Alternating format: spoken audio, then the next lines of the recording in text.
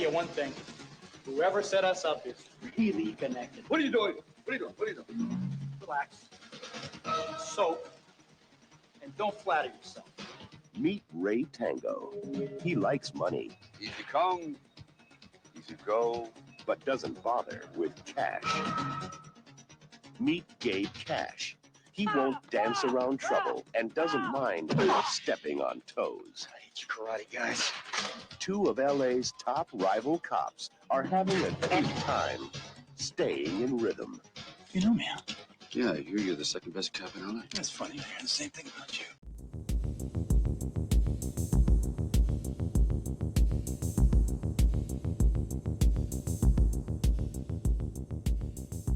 Now that's a classic 80s trailer. Good voiceover. A lot of spoilers. Yeah. Hey guys, I'm Kevin. I'm Jake. And this is Movie Matters. And we're talking about the 1989 film Tango Cash with Stallone and Kurt Russell. I've never seen this movie. And you haven't either, right, Jake? No. Yeah.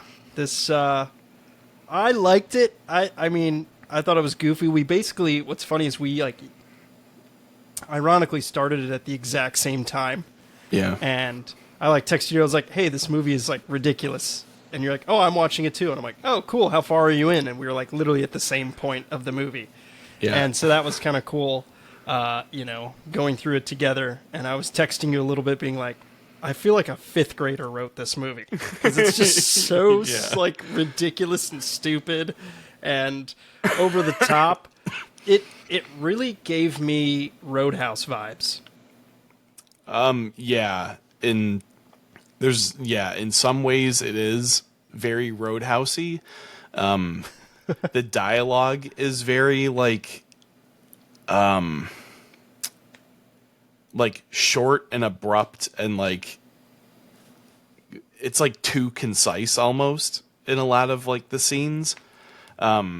There's no real depth to any character in the movie, which is kind of hilarious, but yeah, it's so simple, but it's also trying not to be simple. Yes.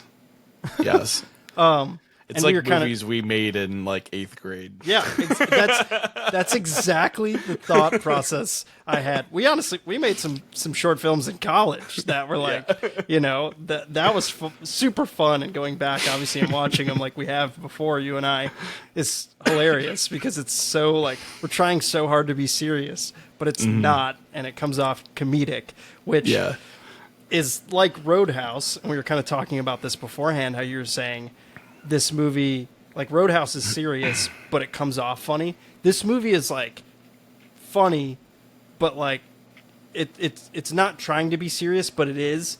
But it knows it's on the nose and tries to be funny. So goofy. I'll just clear the air. This is a contender for my least favorite movie that we've watched so far. Whoa. Really? Yeah. It's so confused in what it wants to be. It was just unbelievably disinteresting to me.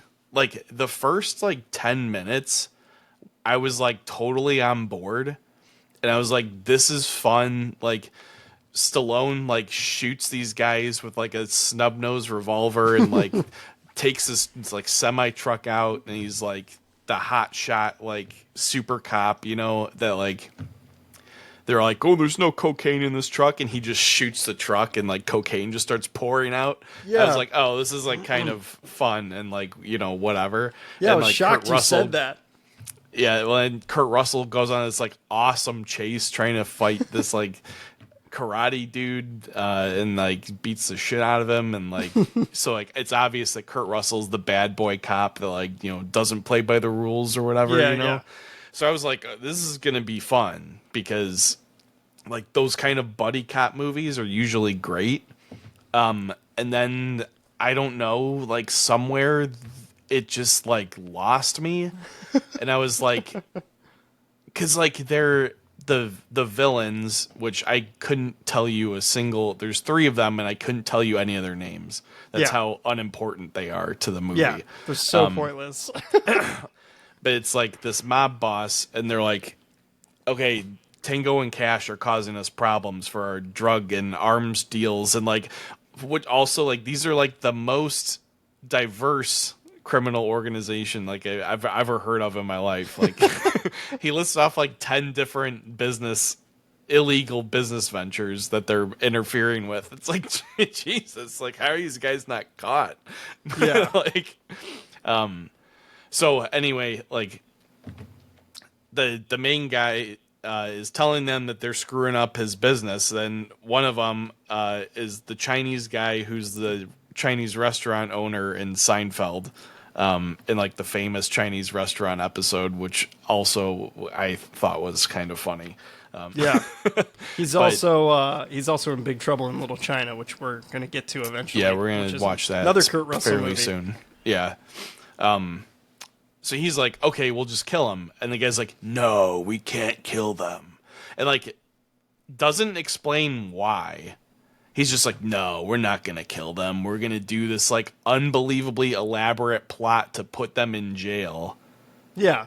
And then like beat the shit out of them in jail. Like, it and just then doesn't try and kill him in jail. Yeah. It doesn't make any sense. No. And like, it would have been better if it was just them trying to kill Tango and Cash, like out on the street, and it was like a big crazy like, you know, like extended chase kind of movie. Like, that would have been better in my opinion. I agree. So yeah, by the time the big action packed climax of the movie, I fell asleep because I cared so little about what was going on. Damn. So I actually woke up right at the end when they're about to high five each other and the movie ends, and I was like, oh shit. I had to rewind to see how they ended up killing the bad guy. Yeah. Yeah, the movie, like I said, it's like a 5th grader wrote the movie, and it's funny because it's so similar to like the movies, like the short films we made in school and stuff, and just for fun, you know, trying to be serious. But it's interesting because the backstory to the movie is you mentioned that it doesn't know what it wants to be, and that's because there was a lot of changeover with the like above the line and below the line staff. Specifically, like the director. The director was replaced towards the end of principal photography. So it's got 2 directors listed for it. It's Andrei Konchalovsky or something. I can't pronounce his name. And Albert Magnoli. And basically, like the first AD, so the assistant director, was basically directing a lot of the movie. Stallone was helping direct a lot of the movie. And it just, at first, the movie, the main director, Andre, he wanted to give the film a more serious tone, and he was fired. He got fired. And, so then they're like, as opposed to that serious tone, they're like, no, we got to make this more fun.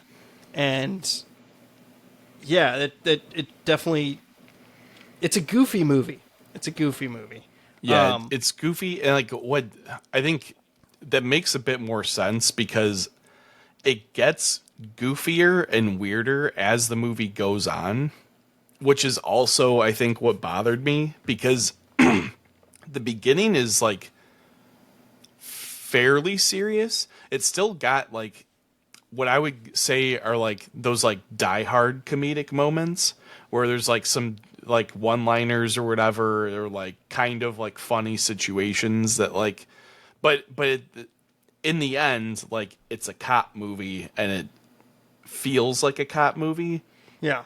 After like the first 20 to 30 minutes, it becomes like, I don't know, there's like a James Bond lab where like a Q equivalent is building these like ridiculous machines for the LAPD. Like, yeah, and the guy's goofy as fuck too. Yeah, like there's a dog that has like a shotgun in its mouth and it blows itself up, and like stuffed dog for our listeners. Dog, yeah, not a real dog. Then they get like I guess it's like a Sprinter van with like a minigun mounted to the side Yeah, of it. it's in like the a end. Chevy It's like, Suburban. what the hell is Yeah, happening? it goes off the And- rails. Yeah, there's a lot of weird shit going on in this movie. But what's funny is this movie was literally the last movie of the 80s to go into theaters.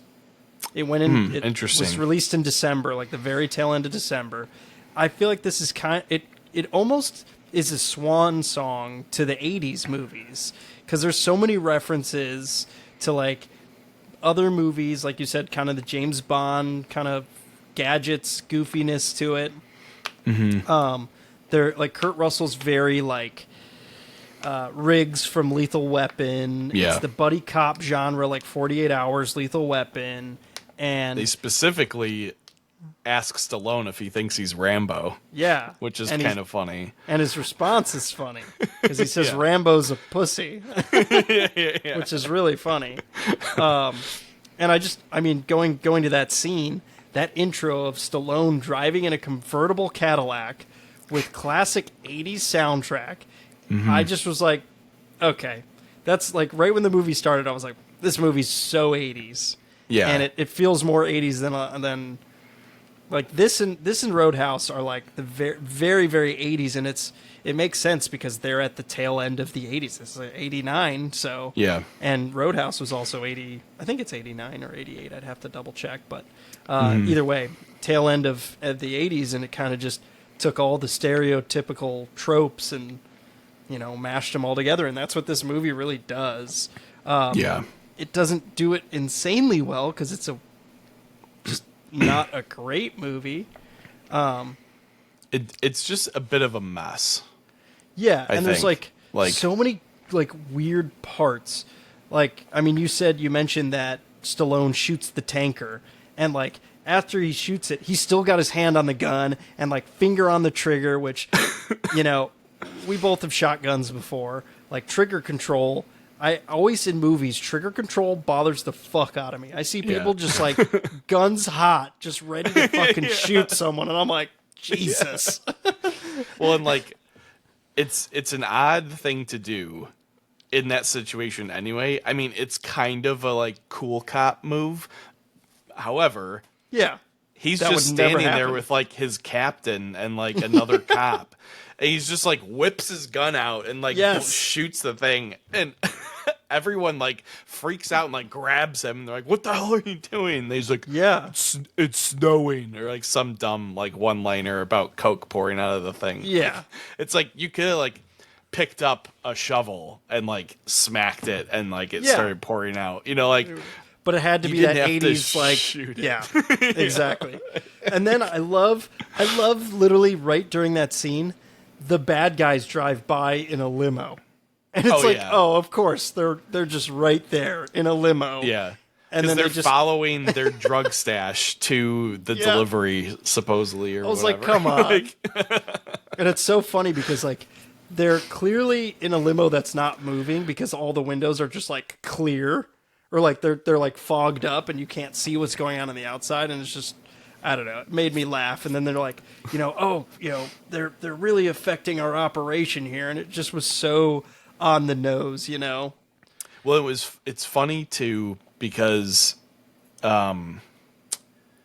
the main like mob boss or whatever you want to call him is Jack like Palance. yeah, I like who that actor. was in Batman. Yes. From He's, Batman fame, he's also in City Slickers. Oh yeah, that's right. But yeah, he's like we've only up to this point when the limo drives by, we have only seen Sylvester Stallone's character, who is Tango. Yes. But in the limo, he says Tango and Cash are both like fucking up our operations. And you're like, Yeah. who the hell is Cash? Like Yeah. he's like talking about them like they're in on it together, which confused me a little bit because Which they're not. they're not at all Yeah. associated with each other, which was like also kind of weird to me because like I don't know. Yeah, I feel like it's just It's interesting. yeah, I feel like not a whole lot of thought went into a lot of like the plot and the dialogue and other things, especially if you're like making large tonal shifts in the middle of production. I feel like that stuff probably gets pushed to the wayside and like let's just get this thing done and out, Yeah.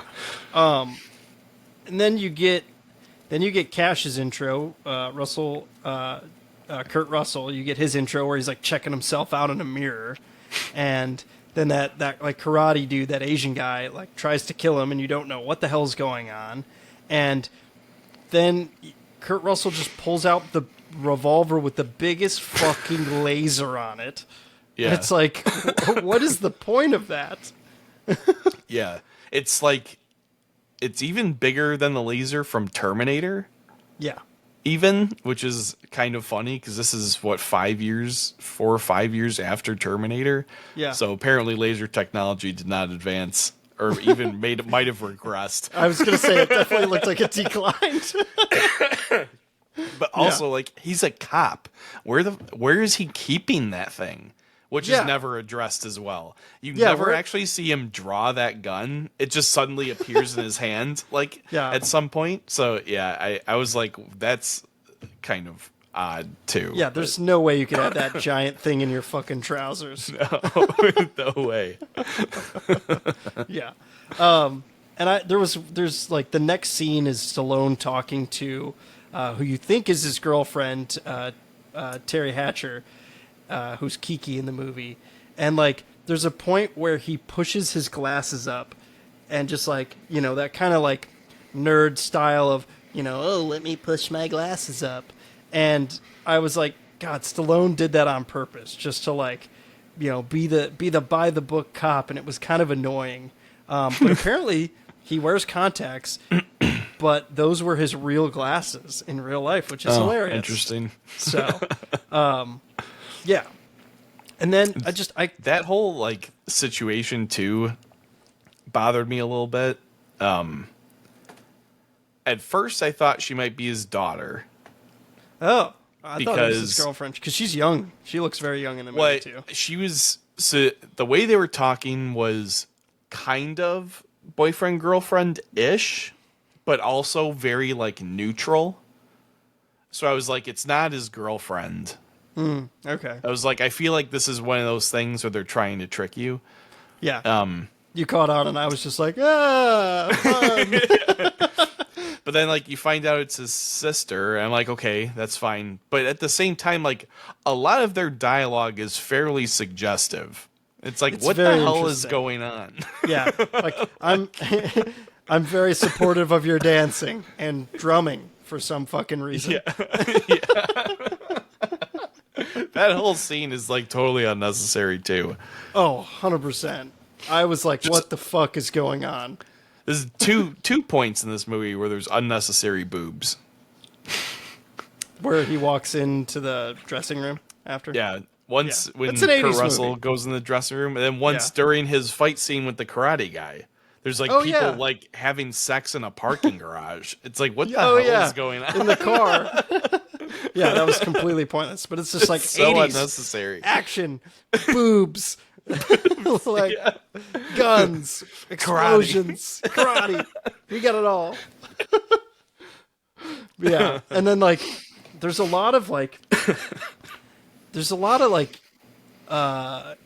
kind of homosexual vibes in this movie too. Yes. Like the scene where Kurt Russell is in the elevator with a whole bunch of police dudes, and he just like has his bulletproof vest on and no shirt underneath, then pulls his bulletproof vest off, is just like shirtless in the elevator, which is hilarious, and like that never fucking happens in real life. And it's just like, what is happening right now?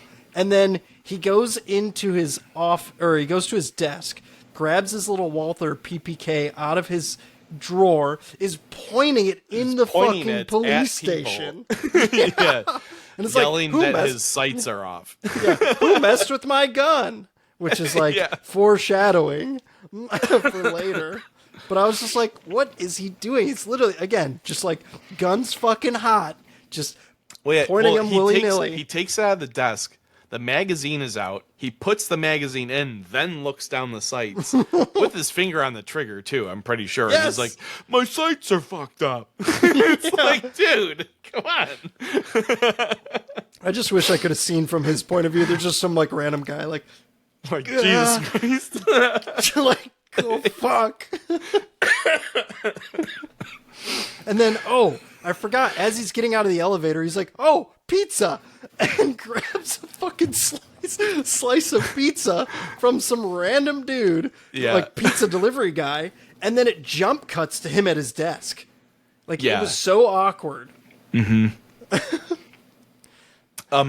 Geez, there's another part, and I'm like, I can't remember where it was, but it's earlier in the movie where I don't know if I like hallucinated this or what, but there was like a terrible edit at one part in the movie when Kurt Russell and Stallone are talking, where like Russell's like sitting at a desk with his feet up and like visibly like shifts like mid sentence. Like I don't know, maybe it was the stream or something. Okay. But like I saw that and I was like, am I seeing things, or is that just like terrible? Well, because that's like literally right what I was saying, is where he like grabs the pizza, he's like walking, and then all of a sudden it cuts to him at his desk like really abruptly, and it was just like super awkward. Yeah, and there's a lot of weird, there's a lot of body doubles in this movie where you can easily tell it's not them. I mean, obviously technology's advanced a lot since this movie came out, and HD and 4K TVs and all that, but like you can tell it's pretty comical when it changes to their stunt double. Or like even the dancer double for Terry Hatcher. It's like, oh, yeah, wow, she's really fucking good. That's not her. Yeah. It's definitely not her. And then you kind of finally get the intro to Jack Palance, his villain.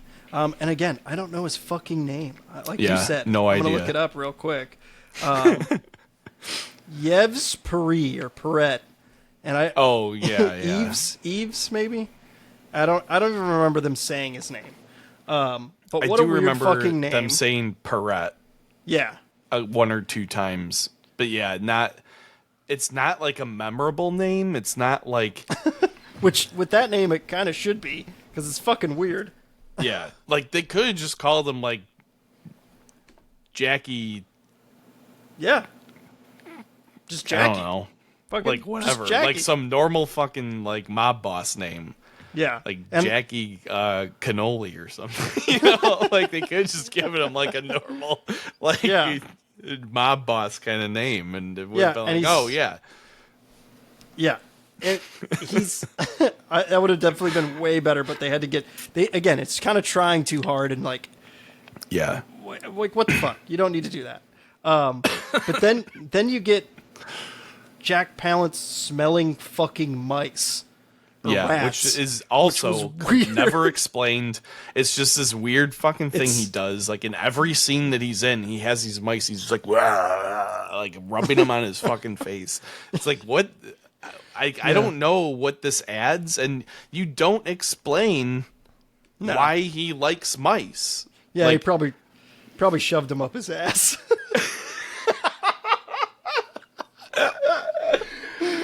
What's funny is like he uses the two mice to like illustrate his point. Unbelievably shitty analogy that like has nothing to like. He didn't need to do that monologue where he's like, "There's two mice and they're fucking things up for our business." Like he's like doing all those things where like he's crossing like real life and the analogy like the whole time. It's like you could have just said there's two cops that are like ruining our business. You didn't have to take these mice out of a box. Like try and tell a story with them. Again, it's like trying to be simple, but it's not. It's overcomplicating it because you're just like, what the fuck is happening? But what's crazy is Jack Palance apparently came up with that idea for his character using those fucking rats. And he had that idea because he was like visiting an LA petting zoo with his grandchild. And he's just like, oh, I'm going to do this. This is a great idea for the character.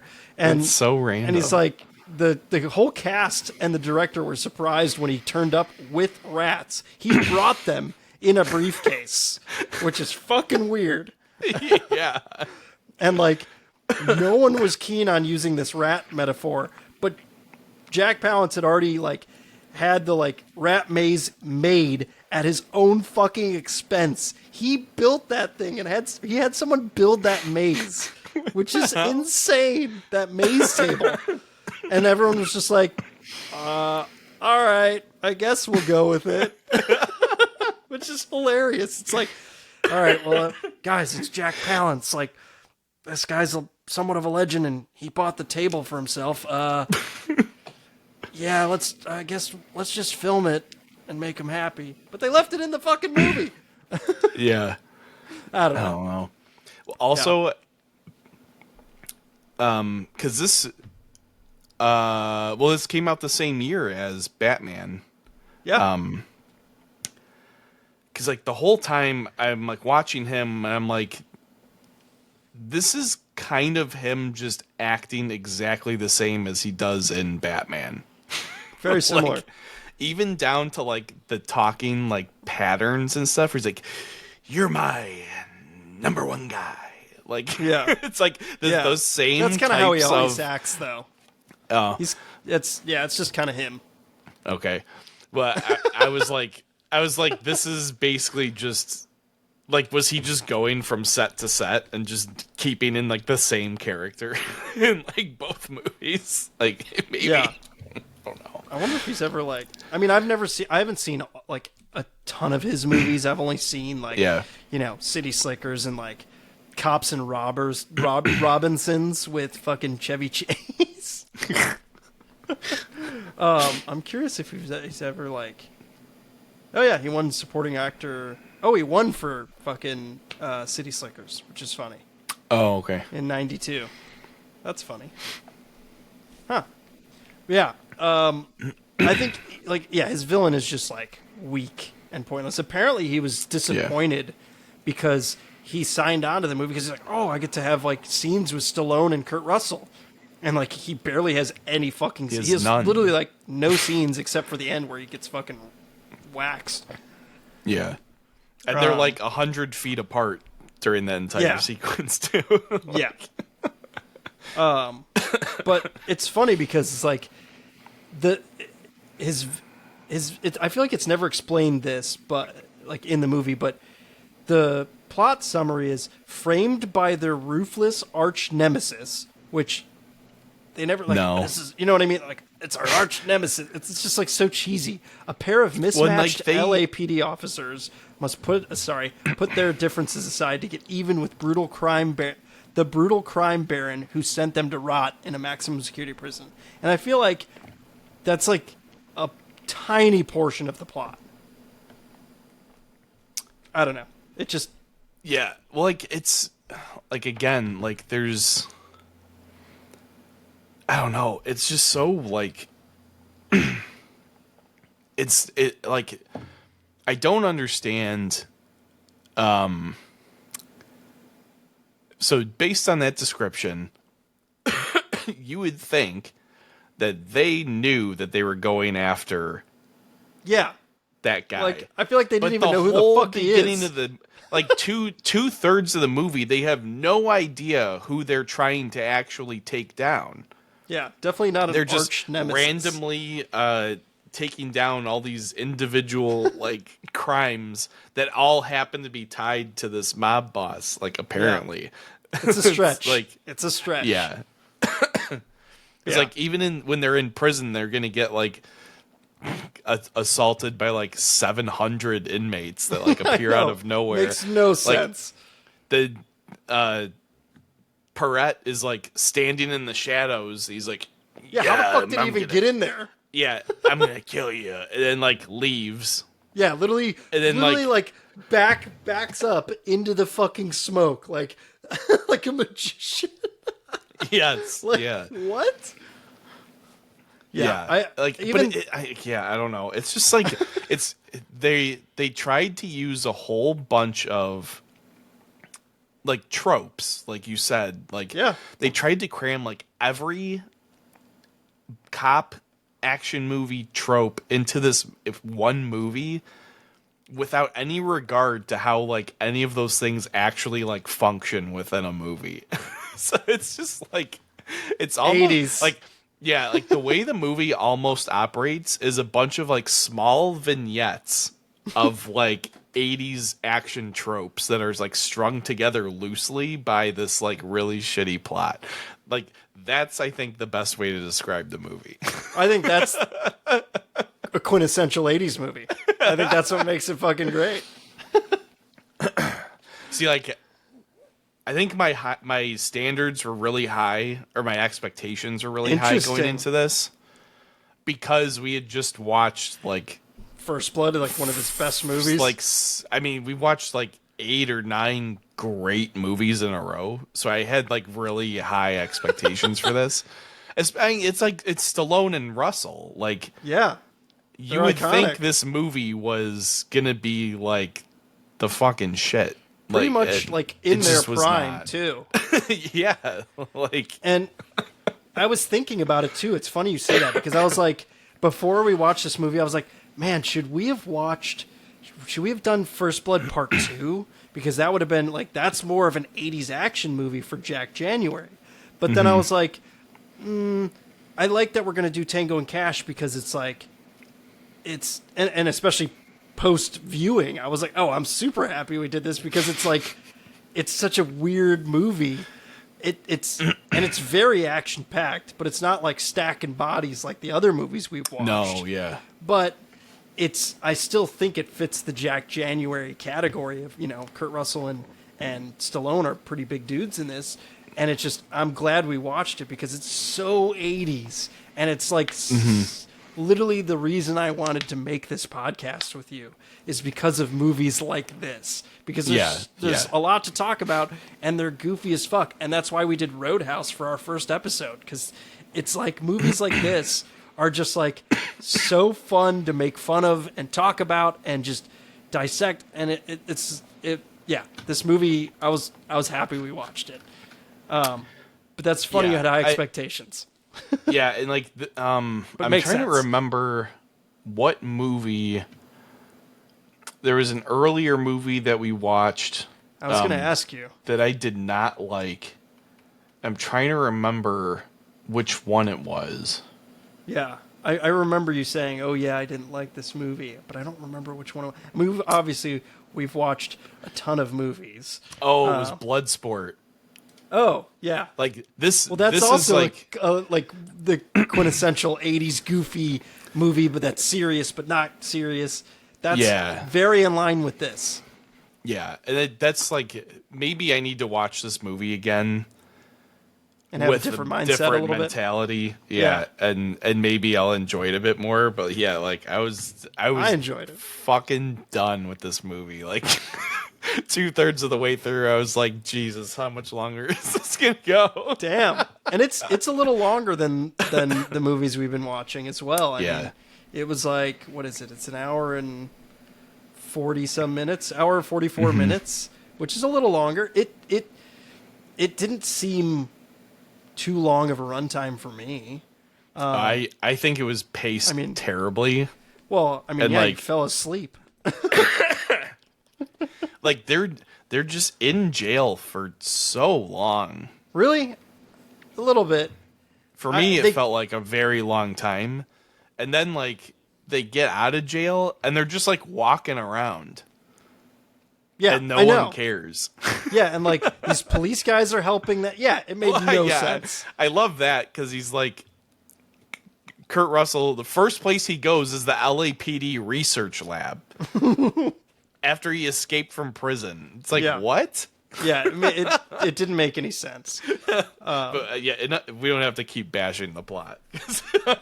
Well, there's a lot more. Well, there's some stuff I want to talk about just because it's fun. Oh, okay.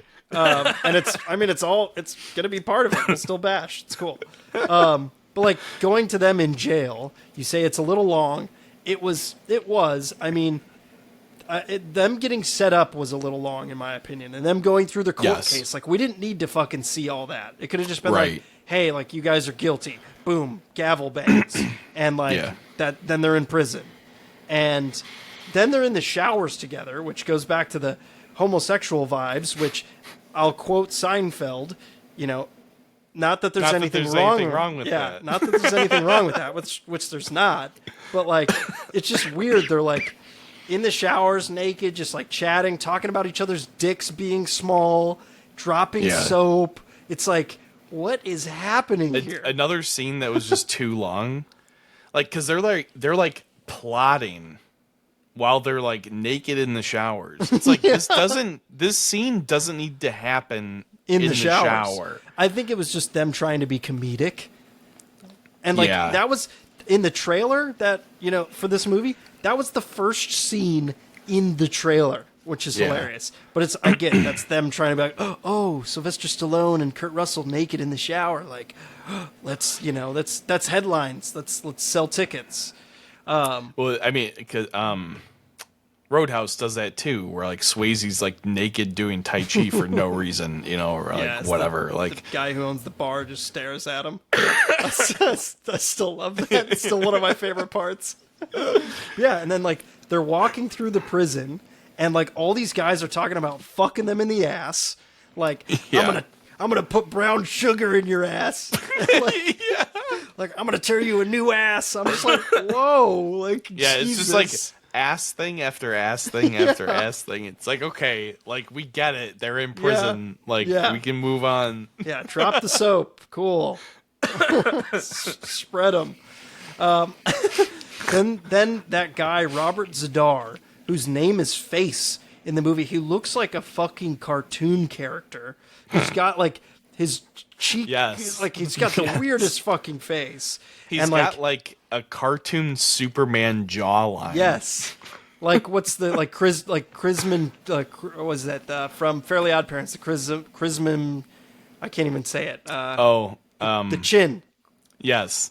Yeah. Yes. The Crimson. Crimson. Thank you. Yeah.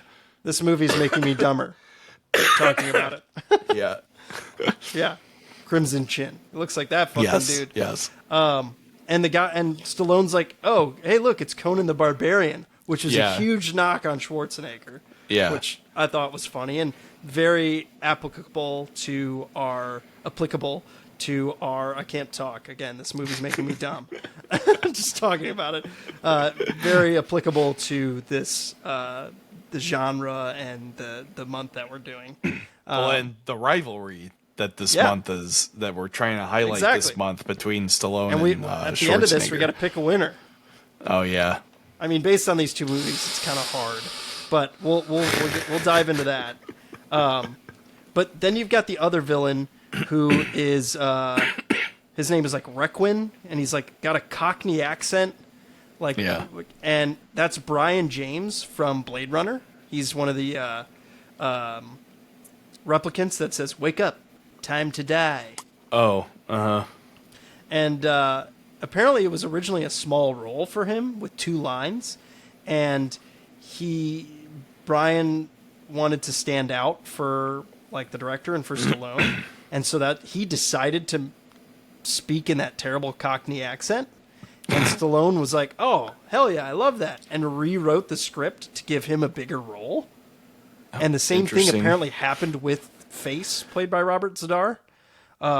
He was only supposed to appear in one scene, but because of his appearance was so striking, they gave him such a large role, which, he's random as fuck in that movie. It's totally unnecessary. And same with the other guy, the Cockney accent guy, is totally pointless. Unnecessary. The scene where Kurt Russell, I almost keep saying Russell Crowe. Yeah, I don't know why. Kurt Russell, completely different actors. Kurt Russell is like trying to escape prison, and he's got his buddy Matt that's like trying to help him out, and he finds him dead. And then like you see the Face dude with all these like guards that they're like everyone's in on it or something. It's just weird. Yeah, that's never really explained. Yeah, it's I don't know. Also, like they fucking killed this guy. Like his buddy Matt, like who was a cop, I think, right? 100%. And the prison guards just murder him. Like Yeah. You're just supposed to be like, huh, I guess, and just Oh my God, go another with it. Yeah, what are they gonna do next? How's he gonna get Yeah. out? Yeah, right. How is he ever gonna get out of here? Yeah, and then you, like some of the scenes are pretty funny though, because like you get Clint Howard, who's Ron Howard's brother, as Stallone's prison cellmate, who's got the slinky, which is completely pointless.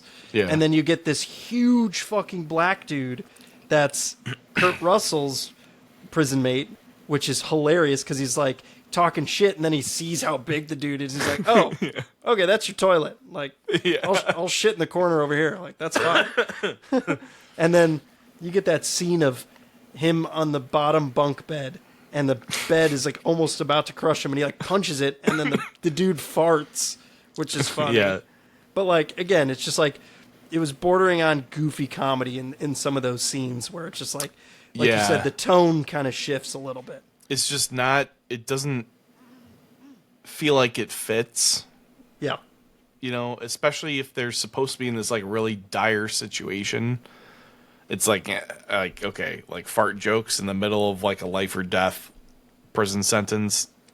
Yeah. We need to get it. We need to get out of here, you know. But we got time for a couple fart jokes, you know. Yeah, and then you get this giant brawl, like you said, of like these 700 prisoners come out of nowhere. There's so many. They have this so many. They have this elaborate electrocution setup, like these tubs of water set up, and like then the cops finally realize what's happening in the prison. Like all 700 inmates are out of their fucking cells that they didn't have eyes on. It's like what? And they're electrocuting the living shit out they'd be of dead. Russell and Stallone. They'd be dead. Yeah, for sure. sure. Yeah. Yeah, and then they escape through the roof, which is kind of funny with the power line. And yeah, and then they're like searching for answers. And there was one cool one-liner like line that I like that Stallone said, where he's like, "You're looking terribly anemic. What, you need some iron in your diet?" And he like cocks the gun and puts it in the guy's face. I thought that was kind of cool. It was clever. Yeah. But again, is like a jarring tonal shift that like pulls you back into like a serious cop movie for like 5 seconds, and then you like get shoved back into like the goofy like situation. It's like, okay, like I don't really know what's happening. Yeah, and you get Kurt Russell in the club, which I don't even know why he went there in the first place. Stallone told him to go there. Okay. Right after they get out of the electrical wire, he's like, if you need help, go to this club and ask for Christina or whatever. Is. Yeah, Catherine or something along those lines. Yeah. Kiki is her name, but he doesn't ask for Kiki, and that's when you see like her playing the drums and dancing, and there was like at first a motorcycle drives off the stage, and I was like, what the fuck? Yeah. All I could think of was the Terminator like thing at Universal Studios, where like they drive around in a motorcycle in like That's the funny. theater or whatever. Yeah. I was like, what the fuck? It's like, this Made no is so sense. weird. Completely pointless to the movie and random. Yeah. And then you get Kurt Russell and Drag leaving the club, which I thought was funny. It was funny, but again, weird. Doesn't fit with the movie, Especially with the cop asking for a threesome with Kiki and Cash. Like, makes no sense whatsoever. No. And is fucking weird. And again, it's just trying to be funny. It's like the script's trying a little too hard. Yeah.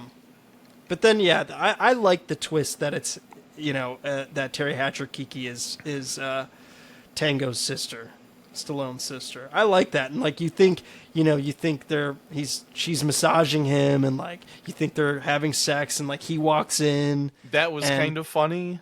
Yeah. That was like, okay, again, could have been handled better.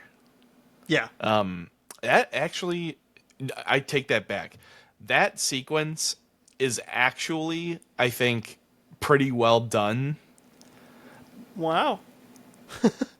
it reminds me a lot of Lethal Weapon and the kind of comedy that's in Lethal Weapon. Yeah. A little bit. I like that part. Like it's like good, like kind of like it's not quite highbrow because it's sex jokes, but it's like, it's like there's a couple levels to that joke that all need to be correct in order for it to to be funny. And it was a good payoff. Yeah, it's a good payoff because again, you think that's his girlfriend. Right. So I like that part. And then like he pushes that screen on his boss and says some outrageous like, "Oh, this is how you screen your guests." That's what the police captain says is so stupid. And the police captain doesn't need a one-liner. He's a throwaway character. Yeah. And his toupee is horrible. Horrible. Yeah. And the captain is like so weird in that movie. His his facial expressions, he's always like wide-eyed and like, I don't know what's going on. That's like kind of the vibe he gives. He's unnecessary at the end of the day. Like, again, he's like meeting with these two fugitives. And he's like, I'm not going to be able to cover for you very long. It's like, you shouldn't be able to cover for them at all. Like, I don't know why you're here. Yeah. Like, yeah, pointless. And he doesn't assist them in any way. No. He's just sitting there, and then him and Kurt Russell have try and have like a funny exchange while Stallone is talking to Kiki about something that again is like lost to my memory. So I wrote it down because I was like, what? He was like, again, we kind of mentioned it earlier where he's talking about her career as a dancer and like she's got a poster of herself in her room, which is kind of conceited, to be honest. Yeah. He's like, oh yeah, like, I'll help you out with anything. And like, he offers to buy her a bond and he's like, there's a 7.25% yield. Like, oh yeah. What? Like one bond for what? Like $10? Like, what do you like? I don't understand. Yeah. It made no sense and was completely pointless and not relevant to anything. It's like one of those things where they were like, we haven't talked about how he likes stocks in a while. Maybe we should just throw in something about that. Like, yeah, let's make him like a quintessential nerd with glasses. Yeah. Stupid. Yeah, and then kind of fast forwarding a little bit, you get that suburban, that tech guy that makes no sense. And there's a line that I don't remember exactly who says it. I think Kurt Russell says it, where he says, "Where'd you learn to drive?" And he answers, oh no, Stallone says, "Where'd you learn to drive?" And Kurt Russell answers, "Stevie Wonder," which is kind of a straight rip from Die Hard. Like, who the hell's driving the car? Stevie Wonder? Yeah, right. So again, I thought there was a lot of kind of subtle jokes or subtle like nods to a lot of 80s classic movies. But then you get this like crazy big budget ending that makes no sense. They're in this like construction site that's like this evil lair, and there's monster trucks and giant construction vehicles, huge explosions. I thought it was a Mad Max movie. Yeah. Like, I was like, what the fuck is happening? But then they get in the building and it's like a mansion. Yeah, and like there's tons of guns on the table and stuff. It's like there's like a warehouse, then there's a mansion. It's fucking weird. And I was like, when I was watching this, I was like, man, they just spent a lot of money on this movie. And I looked it up and it was $55 million, which adjusted for inflation is $135 million today, which is insane. That's one of the more expensive movies that we've watched so far. 100%. Jeez, like, that's surprising. Insane. Apparently the movie was a hit, but like it made $120 million on the $55 million budget. So it was somewhat of a hit. It wasn't a huge hit, but yeah. And then I love the ending where they're like, aim for the kneecaps on 3, and then they shoot him in the head. Yeah. I thought that was funny. And then it's like a classic ending to an 80s movie of they high five at the end, and then a upbeat 80s song plays. Bad English, best of what I got. And I was like, okay. Again, it kind of ends abruptly, as all 80s movies do. It's like, oh, we killed the bad guy. Cool, they're still bye. technically fugitives from justice. 100%. I'm like, yeah, nothing's actually wrapped up. No. Besides, they killed. Yeah, they the definitely guy. didn't clear their name. I feel like No, 100%. They did nothing to clear their names. They just murdered another guy. Like, murdered more people. if anything, they're going back to jail for even longer. Yep. Jeez. But Yeah. there is a newspaper clipping that says hero cops clear their names, Oh yeah. Yeah, that's right. which is like, oh, okay, I guess. Like, Yeah. whatever. Well, it's Time a to move movie. on. Yeah. So I like the movie. It's stupid. It's funny. It's classic '80s. That's why I like it. What do we think was the best movie out of the Jack January category that we watched? Oh, I love Predator. Predator's so good. I just love it so much. Yeah. It's so good. Yeah. That's probably. Yeah, I think First Blood was like the best written movie, and I think it's more of a serious movie. I mean, we kind of talked about it in all of our in the each podcast.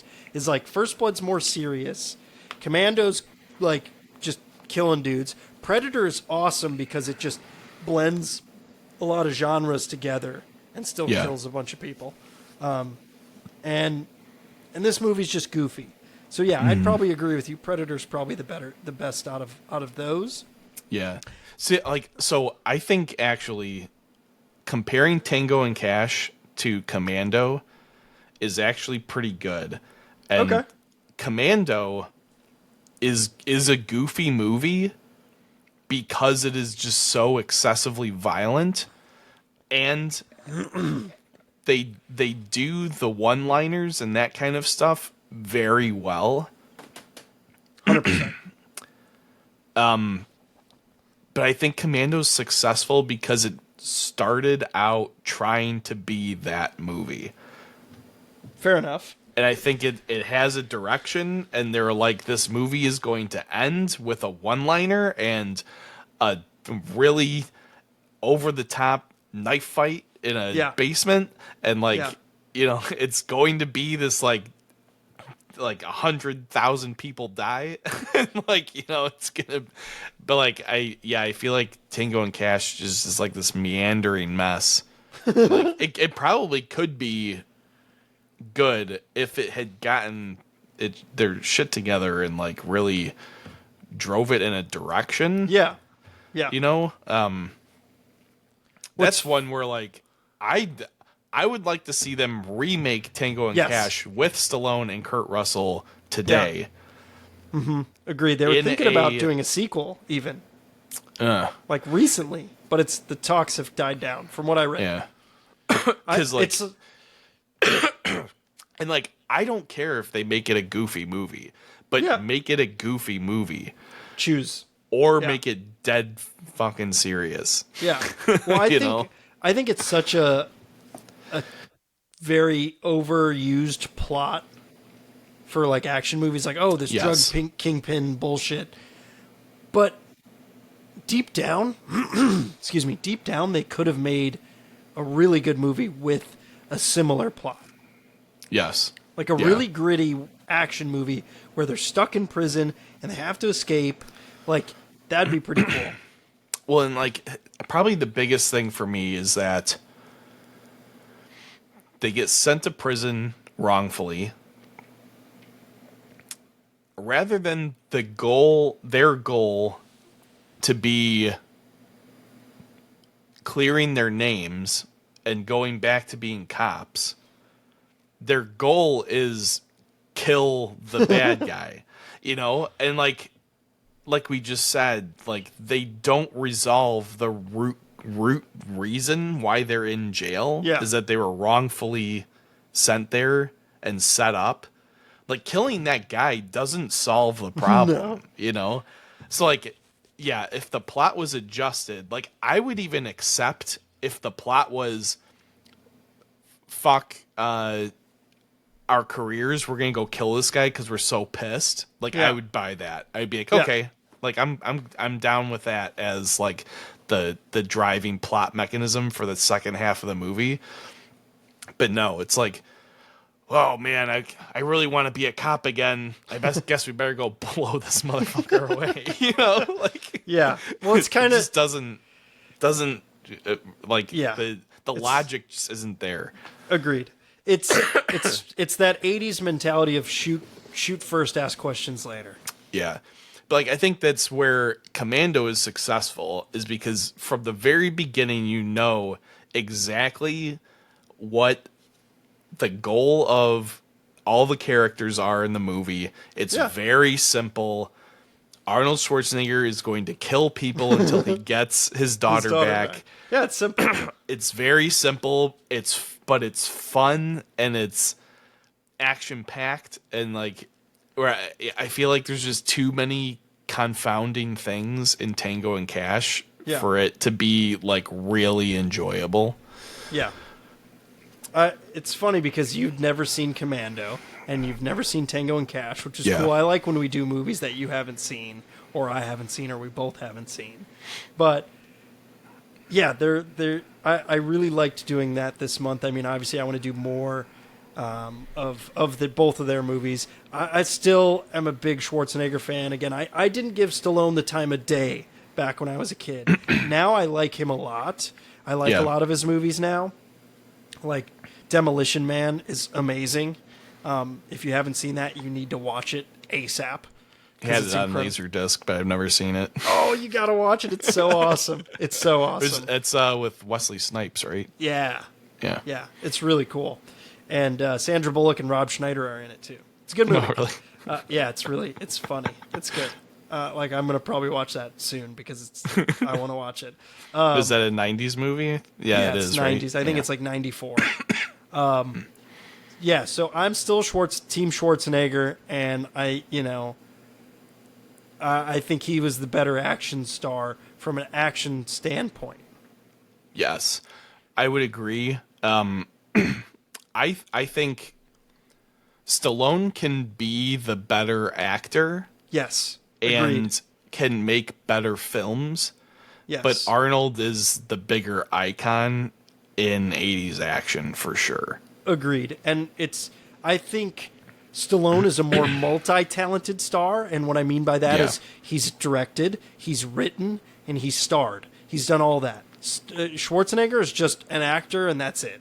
Yeah. So Stallone has more kudos in that regard and more fame in that regard versus Schwarzenegger. Yeah. I think Stallone is also a bit more versatile as an actor. Yeah, 100%. You know, like Rocky movies, I think really showcase his range as an actor. Even like First Blood really shows his like emotional range quite well. I mean, what's crazy is even Creed that came out in like, I think what in the like 2015 or something. Yeah.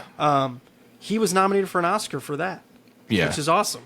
So, and like, Schwarzenegger's never gotten an Oscar. I'll be curious if he ever gets an honorary Oscar. That'd be interesting. Yeah. That'd be pretty cool. I bet he would, because I could see it's that. hard to snub someone with such a extensive career. Iconic, and filmography. I'm excited to do more movies. What's funny is you and I both, before we got on the podcast today, we thought this episode was going to be short, and we've been making some long episodes lately. And this one is also long, which I'm surprised. I thought it was going to be quite short because I thought I was going to shit on the movie and then there wouldn't be much else to talk about. Well, there wasn't a lot of like background on it from what I read. Yeah. But yeah, it's funny, all the shit about the movie in general, just like the whole plot of the movie. So, it's worth a watch, whether you want to make fun of it or you want to just sit back and enjoy a popcorn flick. It's you fun. Don't want to have to think like this is a fine movie. Like there's action sequences that are pretty good. Like I said, the beginning of the movie is awesome. Yeah. And like if you don't care about the plot, then like this is a great movie to just like sit and have on like while you're like show your friends, laugh with your friends. Yeah. You know, have some popcorn. Shit watch it. Yeah. You know? Like it's fun. Yeah. Like I said, I was texting you and being like, man, a 5th grader wrote this fucking movie. This thing's terrible, but it's fun. Yeah. So I'm glad we watched it. I was a little hesitant before going into it, but I'm glad we watched it because it was fun to talk about. It also showed us a little bit. It's not quite the Macho Man action movie that a lot of the others we watched are. It's more of like a straight buddy cop action movie, which is a little bit different. Yeah, and it shows Stallone trying to be funny, which I thought that was a good contrast. Because again, if we watch First Blood Part 2, it's still the same character. It's a different movie, and it's way more action-packed, but it's still very similar. That's why I didn't want to do Part 2, which we will do Part 2 in the future, I'm sure, because it's a pretty wild movie. And you've never seen it, so I'd like to go over that one. But we are changing gears next month. Abruptly. Yeah, I know we've talked about it briefly. We've teased it at the end of our episodes. What are we doing, Jake? For February, we're doing rom-coms. Yeah. And rom-coms and romance dramas, I guess. For like Valentine's Day, February, all that kind of stuff. Yeah, love is in the air after killing a bunch of dudes. And like people, we need to lighten it up. Take a little break. Lighten it up a little bit. Yeah. This will be interesting for me because I haven't seen a goddamn single one of these movies that we're gonna watch. I didn't even ask you that. I've seen half of them. I've seen 2 out of the 4. So I'm looking forward to it because it'll be fun to dissect them, and I enjoy the 2 that I've seen a lot, and I've seen them multiple times. So I'm excited to go down that genre, and because we haven't really, I don't even think we've done a rom-com yet. Not in this kind of no, not at all. I've just seen comedy, drama, action, horror. And we did horror for October. It's like all of the genres we've done so far. So it'll be a good change of pace. Yeah. So all right, well, I'm excited for it, and we hope you guys enjoyed Jack January, and hope you guys maybe got inspired to hit the gym or not. We don't care. No judgment here. Yeah, good for you if you did. Good for you if you didn't. And we'll catch you next week with some romance movies, some comedies. Yeah, buckle up. Get the chocolates ready. Yeah. All right, see you next week. Thanks, guys. Take care.